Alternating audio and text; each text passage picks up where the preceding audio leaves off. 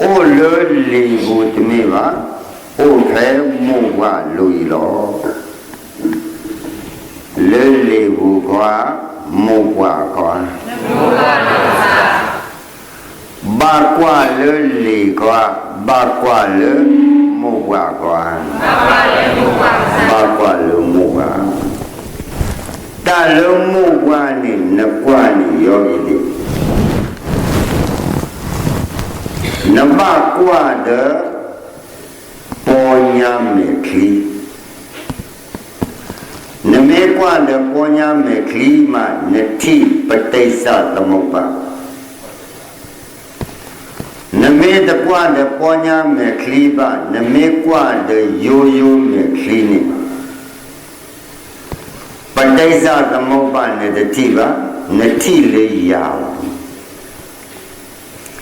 kumene pame kwa la pomo kwa ni me kwa de yo me clinic kati le ya lo me kwa de ponya me klima kati patisa tamo ba me kwa de yo me kli kati le mana le kati le ya lo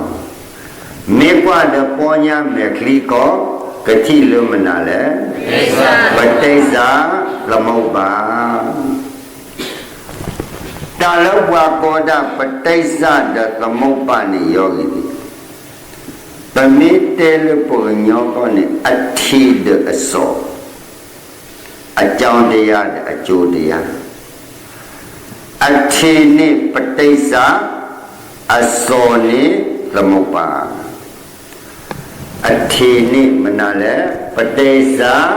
aso ni lamo ba loka klele ko da utani uda ajau dia de aju dia pomo wa taklo ina giri peme kwa de ponya me klini kapla wa da manale kapla da ajau de aju lo kapla manale ajau de aju pada kwa de ponya me kliba kwa de yo me kli de lo tani ajau tani ajo pati lo pada tiba de lo de ba mana lo pada tiba de lo so kha ho ko apho ko ni khanda athu me ro gi ta kwa ta sa ta ti kwa ko apho ala the photo the la ya da le so kha ni hokko khanda yi athu ta kwa ta sa ta ti ni atla so kha ni na le hokko khanda yi athu ta kwa ta sa ta ti ni atla ke yogi di Paganyo soha di hudo hoko akla Paganyo khanda di hudo athu medo tablo Tapwa ta santa di atla Tatla lo ya Na soha di hudo hoko akla Na khanda di hudo athu medo tablo ta qua ta sa ta ti la ya qua de ponya me clean claro ke dia ma so kha di u do ho ko akla dia ma khanda di u do athu me do de lo ta qua ta sa ta ti la de me ro ya ape so kha di u do ho ko akla ape khanda di u do athu me do de lo ta qua ta sa ta ti la ro ya ba mana du lo so kha ho ko akla khanda athu me do wi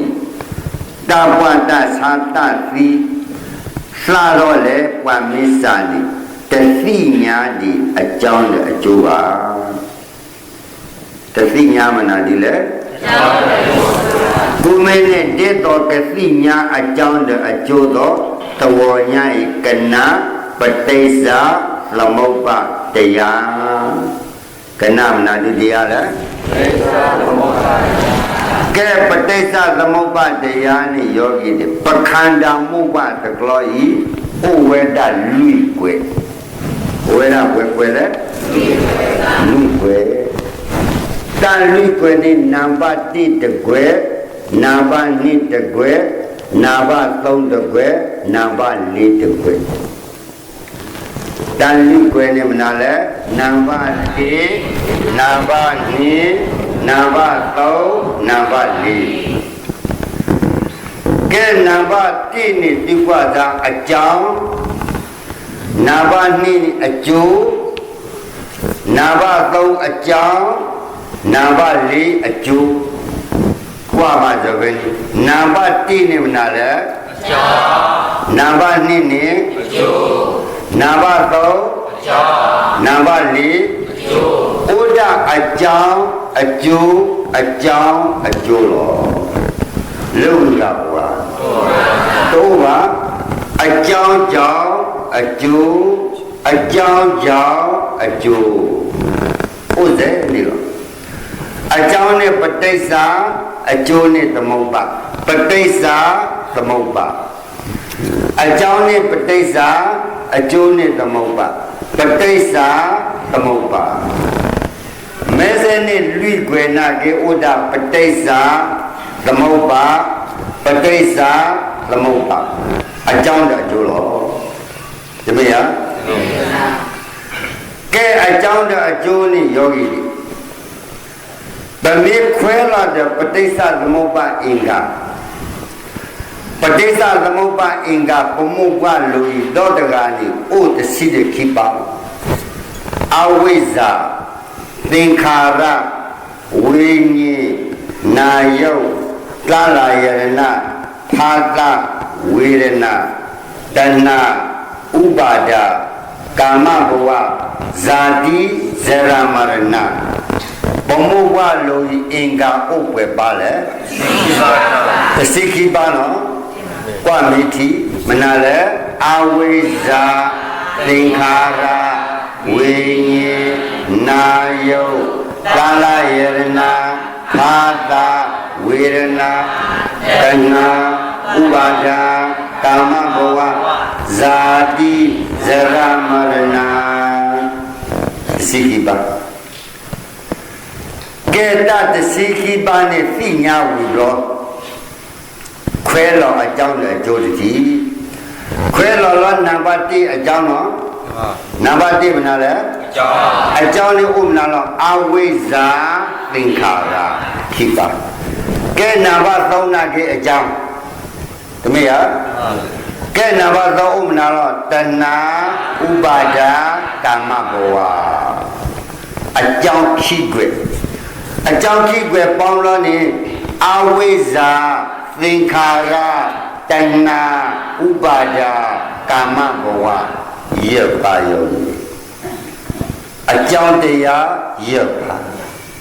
ဘယ်ပါလဲရပ်ပါအကြောင်းရပ်ပါနေမနာလဲအဝိဇ္ဇာသင်္ခါရတဏှာဥပါဒကာမဘဝအကြောင်းဘယ်ပါလဲရပ်ပါနေမနာလဲအဝိဇ္ဇာသင်္ခါရတဏှာဥပါဒကာမဘဝမေဇနိတတစိခိပါနိအကြောင်းဥရပ်ပါယောဂီတွေတစိခိပါနိအကြောင်းွယ်ပါလဲရပ်ပါကဲပါလည်းအကျိုးလို့နံပါတ်2အကျိုးနံပါတ်4အကျိုးနံပါတ်2မနာလဲနံပါတ်4အကျိုးကဲနံပါတ်2အကျိုးနဲ့မနာတော့ဝိညာဉ်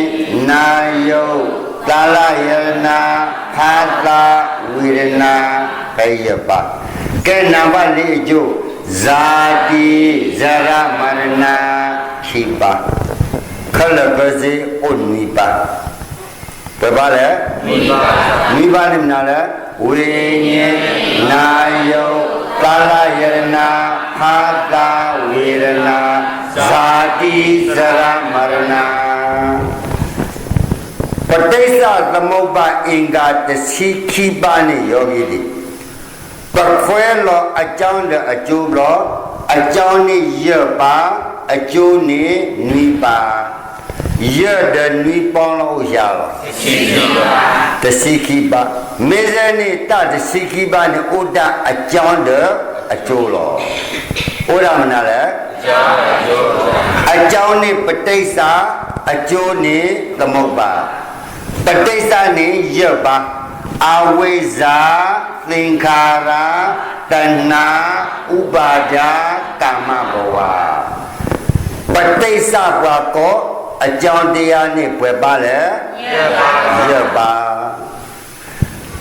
အကျိုးတရားဘာကောသမုပ္ပါကောနိဝိညာဉ်နာယုကာလယရဏသာသာဝေဒနာဇာတိဇရမရဏပွယ်ပါလေမေဇနိအကြောင်းနဲ့ရပါအကျိုးနဲ့နှွေပါဘယ်လိုရ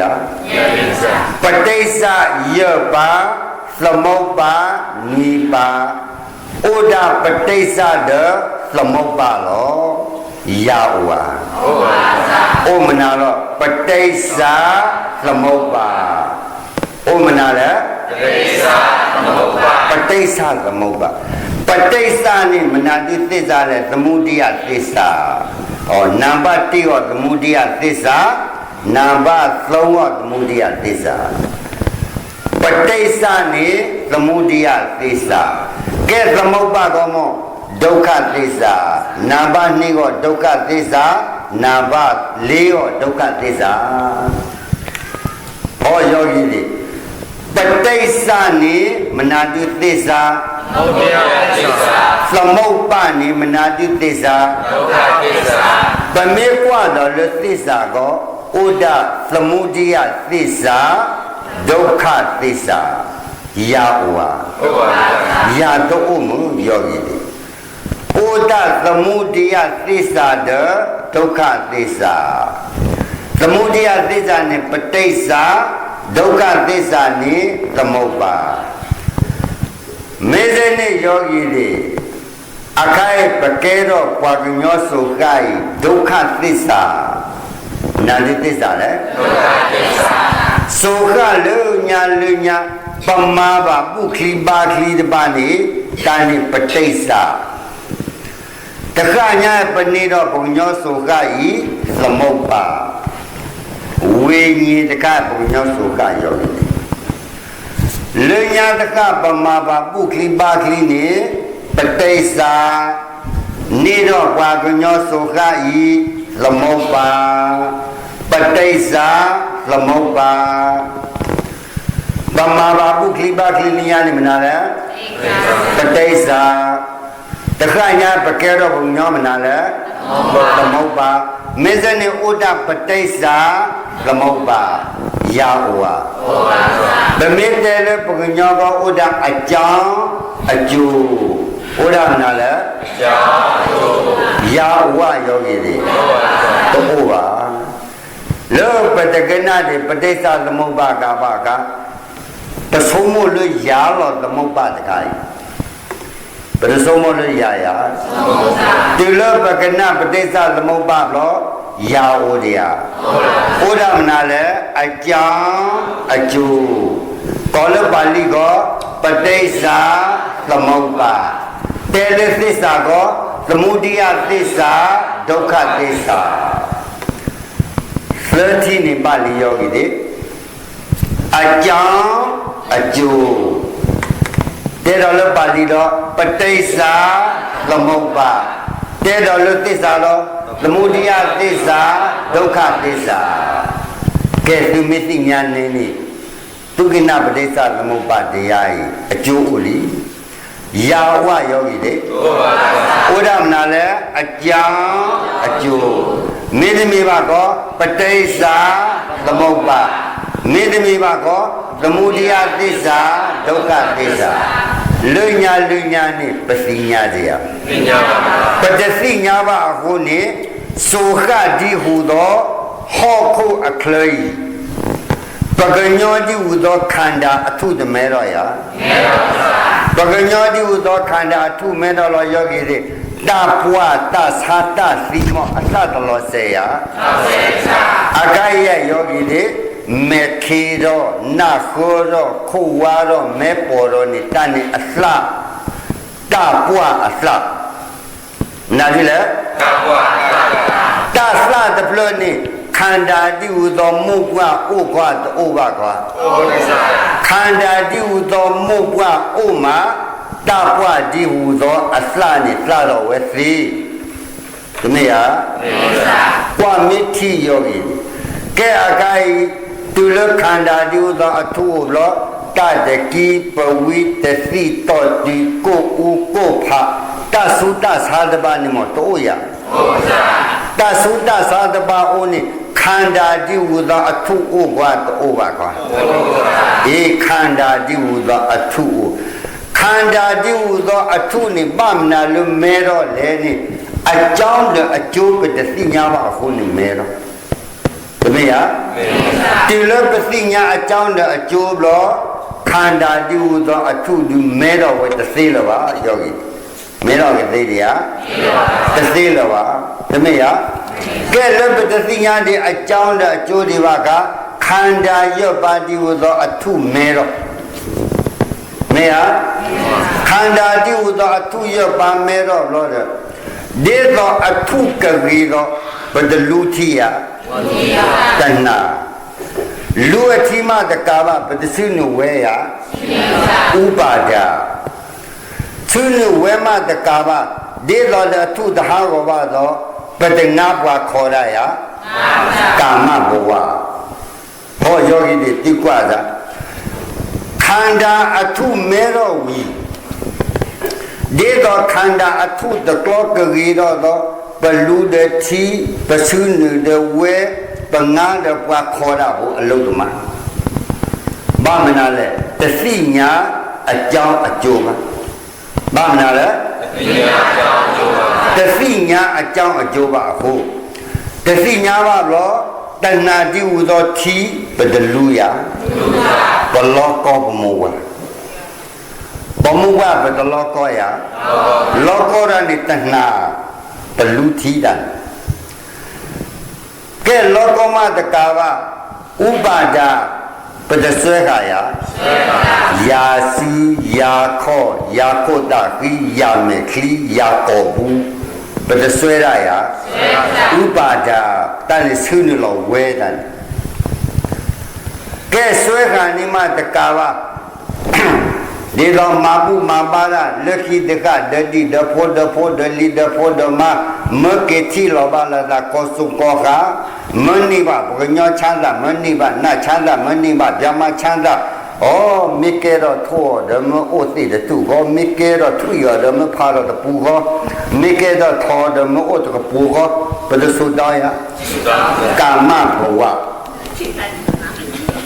တဏိပနာရယောဂီဘာမနာလဲတသိညာအကြောင်းအကျိုးပါဘာမနာလဲတသိညာအနောနောကောနိ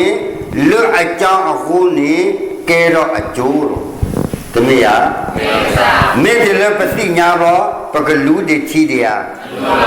ပကသုနဝေတရားပကငါးပါးတရားဥစေကတေတိတဲ့အဒိုတေတလက်ပလဇတ်တော်တဘုတလကွေဝဲလူညာအကဘာရဏတိဝိပုနိယတလကွေဝဲလူညာအကဘာရဏတိဝိပုနိယပဲကစားရွာအလောင်းတကကတတော်လူပုံနာဘဝကစားရွာအလောင်းကဲတော့ပုံနာကစားရွာအလောင်းကဲတော့မလားလဲပုံနာရောကဲတော့ပုံနာတို့တော့တဘလို့လက်မလို့တကုပေါ်ညာလို့တက်ကလို့မာလို့တကုပေါ်ညာသီဟက်တီဘလို့နေယောဂီလေအမောဒအပန်းနဲ့တဲဟောတယ်လေ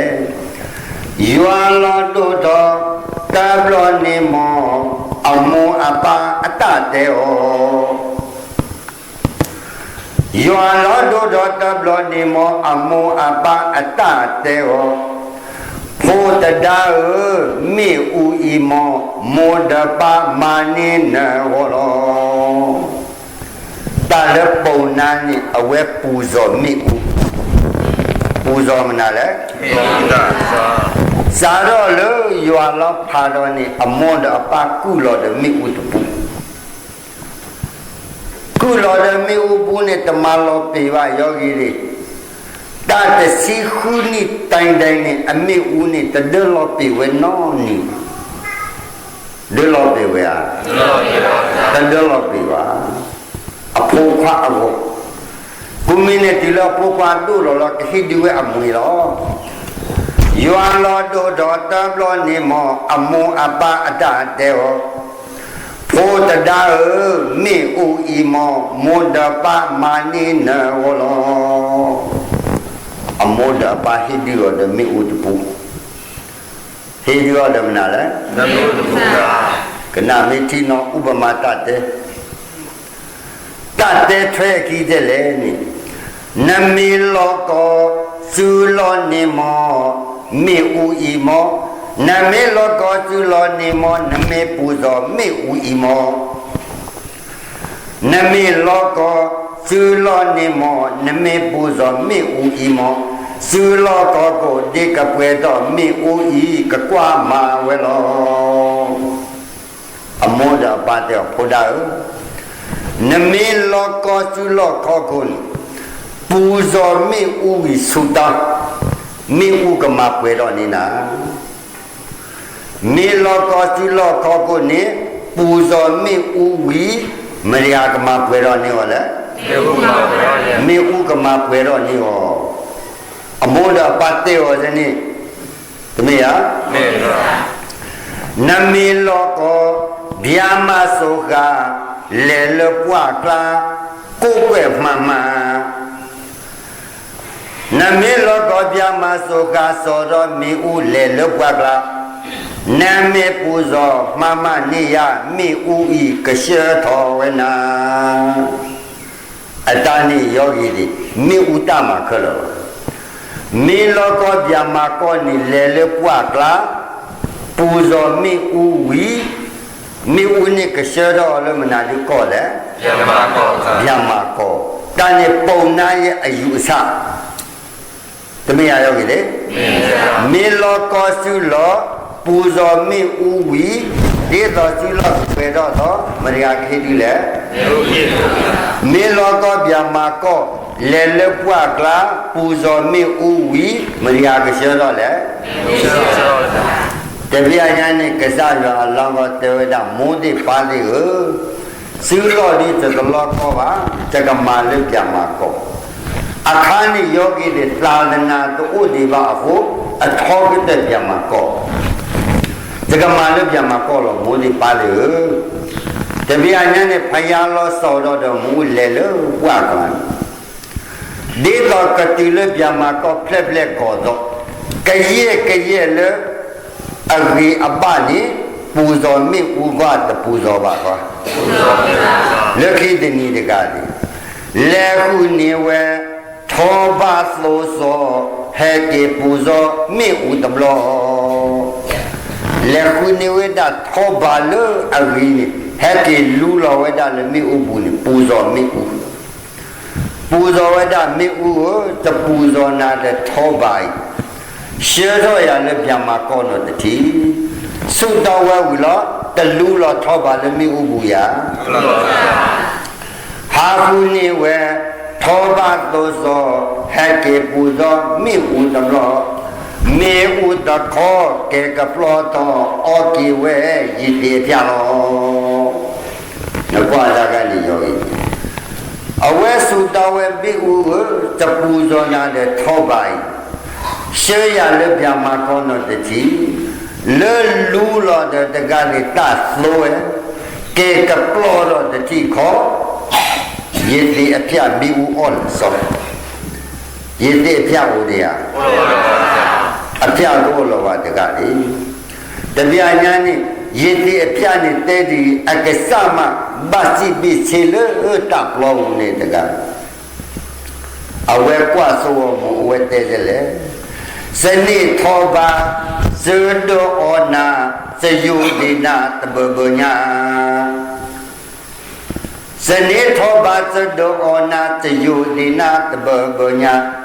နေဒတခောနောဩဇပြကိုကွယ်နာကျိုးတောဝဒဟောသိညာဝတိတကတူလမိဥဩအပြတော့ကိုကွယ်နာအကျိုးတော့မသိညာဝဲကောသိညာဝဲကောသိညာဝဲသာသိညာလီသိညာတော့မာပူမာပေမေဥယွာလောနေရလေဝဲတာလေရှိမဝန္တာမာပေမေဥယွာလောနေရလေဝဲတာလေရှိမဝန္တာအာသောတရားနိလောကီဇံသီတလောထောလပြမယွာယွာလောတူလပြမကောနိမိဥရှတော်ခွာဇန်ရှတော်ခွာဇန်ရှတော်ဥဒနိတလပလနိတနိလောကဲဥပမာယွာလောအမောဒအပါနိတဲဝဇလေနမေလောကောစီလောနိပူဇော်မိဥ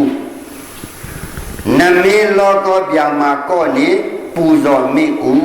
တတတဲဝဇနိယဒီတော်နိလောယောဂီဝေဒနာကိဒီတော်ပမောပပမတာအဝိဇ္ဇာယောဂီအဝိဇ္ဇာနိကလုဘောဂဝီလောသုမေလောကောပကညောသုခာနိသုတောင်းသုမေလောကောနာသုခာနိမာပုဒ္ဒဝိသုတောင်းသူမေသုတောင်းနိကနိလောအဝိဇ္ဇာနိတေဝဇနိယောဂီအဝိဇ္ဇာတိဟုသောပမောပပနိအဝေတေဝသုမေလောကောပကညောသုခာနိသုတောင်းသူမေလောကောနာသုခာနိသုတောင်းသူမေလောကောဗျာမသုခာနိသုတောင်းသူမေလောကောအပေသုခာနိသုတောင်းဘယ်တဲ့ဝါယအဝိဇ္ဇာပစ္စယသင်္ခါရမေလောကောနိသုတောင်းတဲ့ဒီတော်တဲ့ယွာလောင်းမောပတဲ့ယွာလောင်းတော့မေလောကောသုလောနိဘပူဇော်မိဥဘာနာလဲဒီတော်နိလောမေလောကောပညောသုခာနိဘသုတောင်းတမယမေလောကောဗျာမကောနိဘပူဇော်မိဥဘာနာလဲဘပူဇော်မိဥဝေဒနာကိမေလောကောနာသုခာနိဘသုတောင်းကဲဒီတော်တဲ့အမောအပတဲ့ဟောတော့ကစားရောအလောင်းနဲ့စောတော်တဲ့မိဥဝီပူဇော်ကတပူဇော်ပါကွာပူဇော်လောမိဥတော်အပြရမိဥအပြလောတဒုက္ခယဝေဒနာကိထုနိတုဇဒီတော်တဲ့အဝိဇ္ဇာတဲဝတော်တော့ပုံညာပြီးသင်္ကာရပမာပုဒ္ဒကပဒစုတောယလူချမ်းသာရပါလို့ဤပဒစုတောယပစုတောလောကတကယ်တော့ဘုံညောရကဲတော့ဘုံညောလောတပွားတသာတတိယဒုက္ခမိမှုအပပြလိကေမိမှုတော့ပြရရမိမှုအပြနာကေပမိတသိညာလမိမှုအပြပါလိဘယ်လူနေတိမမှာတော့အကယောဂီတွေသူခုဝါတော့အကကြီးမနာလိလေမိမှုအပြတမေယမေဘောကမနာလားမေခေကဤမေသွေတို့တော့ကို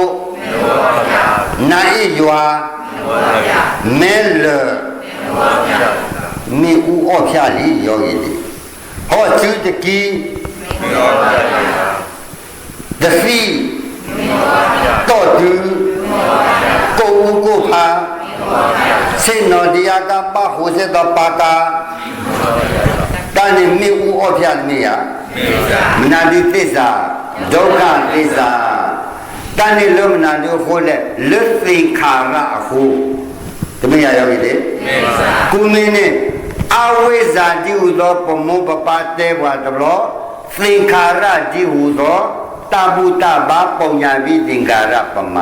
ပမာတဘလောကိုင်ပကညောဆိုခတိဟုသောမေဥဤဩဝကြတိသမီးရ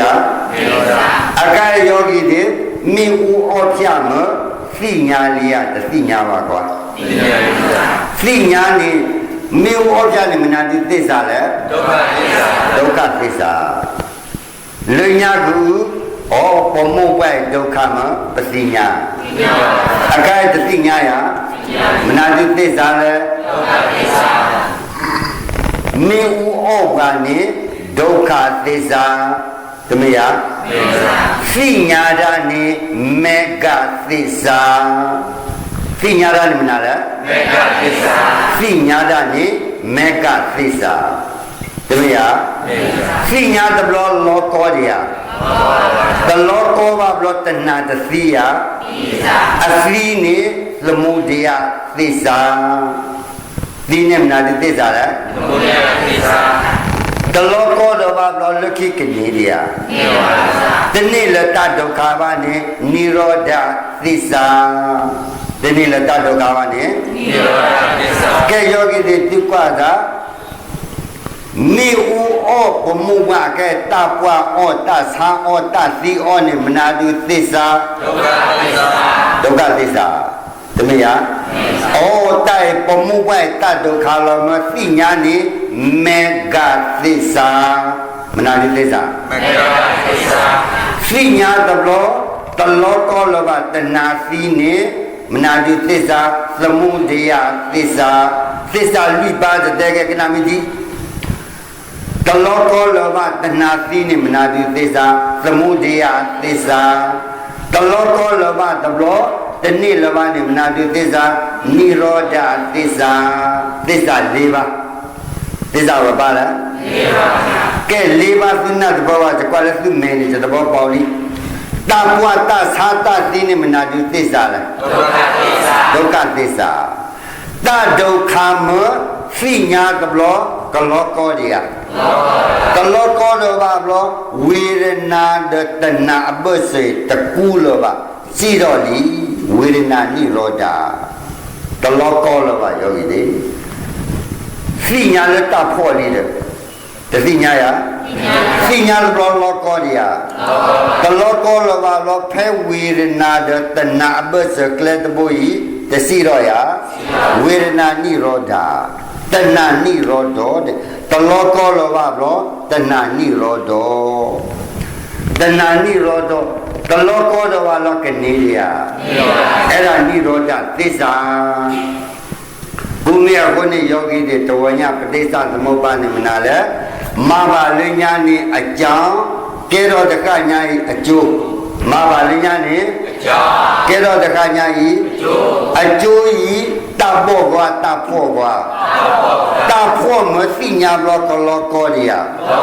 မေတလောကောလဝနိမနာတိသစ္စာနိရောဓသစ္စာအခုမင်းနေတဝညပဋိစ္စသမုပ္ပါဇလံယောဂီတွေတိလာစေသောဖယာလောအမိုးအပါသုကမဟောသောအဝိဇ္ဇာတဏသုကမဝါတဘောသုခလူညာနိပတလောကောပုညောသုခနာသုခယလောကောတဘလောပတသုတောင်းယသုတောင်းဘလောတခညာပတနိယနိမနာတိသစ္စာလေဒီတိလာစေသောကဲစားရအလောင်းအမိုးအပါတလှောဝါယလှောတဘလောတပူဇော်မင်းဥယပူဇော်မင်းဥလာမင်းဥတောဖြာယမနာတိသစ္စာလေဒုက္ခသစ္စာ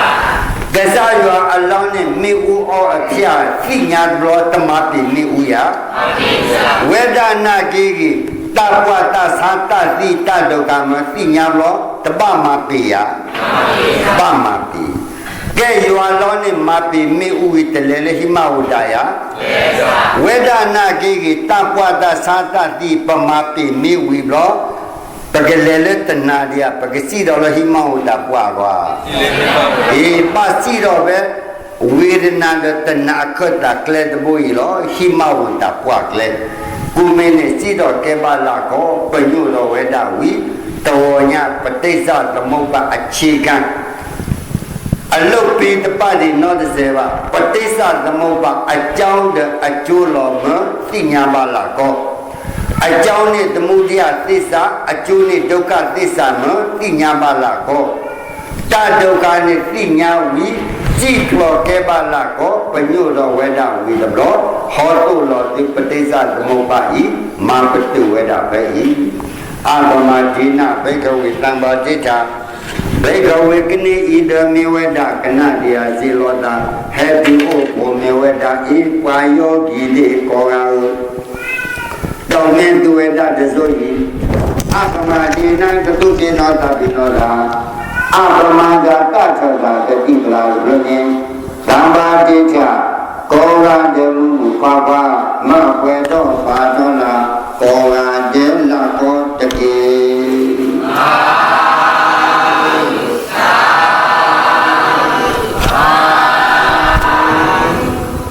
တော်ပြုရာ